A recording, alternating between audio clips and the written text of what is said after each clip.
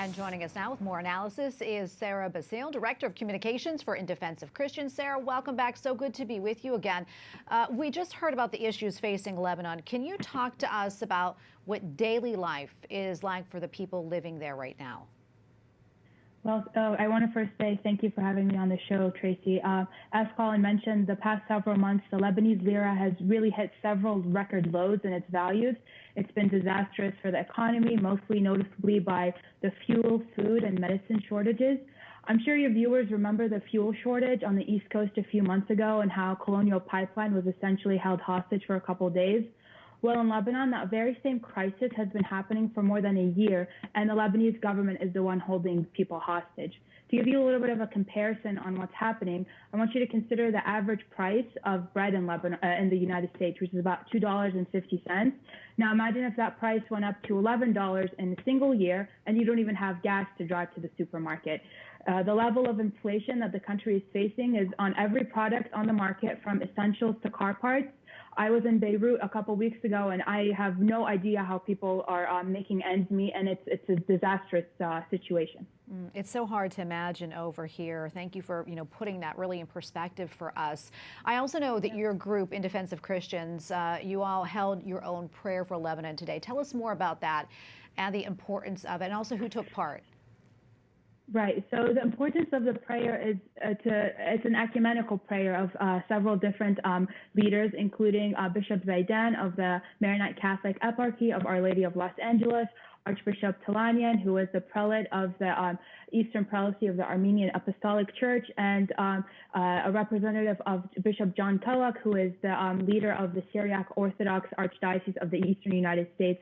All of these church leaders have been very important in the efforts that we have in the church to pray, of course, but also to work with IDC on our initiatives on Lebanon. And so coming together and praying for our beloved Lebanon is very important, and it was a good effort to us to get together and promote that message of unity across the diaspora, essentially. Yeah, and Sarah, can you talk about the other ways IDC is helping the people in Lebanon? And for those who are watching right now and would like to help, what can they do?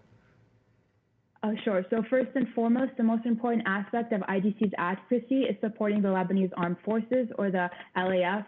Arguably, the LAF is one of the only functioning institutions in Lebanon, and it's the main peacekeeping force in the country. So if aid to the LAF is cut off, you basically hand over Lebanon to the Iran-sponsored organization of Hezbollah, and that's a terrorist organization that has plagued the country for decades now. And unfortunately, that's exactly what Representative Lee Zeldin of New York and Representative Elaine Luria of Virginia are trying to do by the introduction of two bills introduced to the House of Representatives recently. So supporting the LAF is really essential and crucial to the mission of IDC.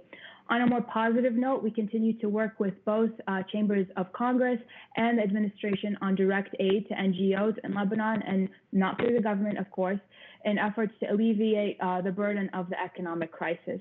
I encourage your viewers to head over to idcindefenseofchristians.org and take a look at our action items, which you can ask your members of Congress to support legislation that supports the LAF, the Lebanese Armed Forces, a number of NGOs, and our efforts altogether to promote stability in the region.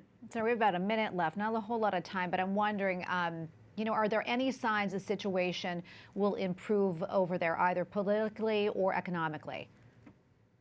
Well, if you look at the concept of Pope Francis bringing the leaders together, you can't understate the power of prayer to begin with, and so that was important. But the ecumenical effort to advocate for Lebanon is a very much needed start, and you can only go from there. So the situation can get very bad very quickly, but we hope that the efforts that the international community is playing right now does change that situation. You have Secretary of State Blinken talking about this. You have several leaders in the UN pressuring France.